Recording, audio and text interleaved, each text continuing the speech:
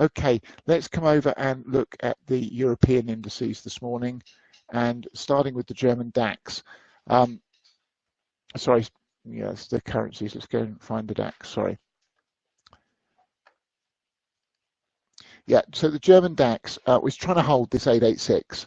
So the top and bottom of it is we need back over 12,115 and ultimately 12,415 to confirm that we've got the bottom in the German DAX. I've got, you know, all the right signature on the MACD. So you look over here for the A wave, the MACD readings were considerably lower than all the way down here for this C wave at the lower low. It's hit the fib, pattern's intact, but I want to see it hold. Okay, so I am long the German DAX again. I'm going to keep going long while we're above this 11,720.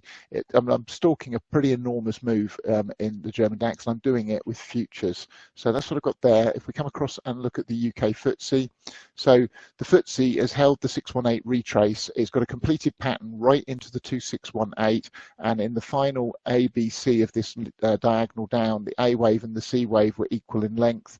It's bouncing quite nicely here, so I just need more upside price action in the UK FTSE. 7,400 would confirm that we've got the low in place now in the UK FTSE. If you're long, 72.20 is your stop, because if we break that, we're going down to 7,100 next in the UK market.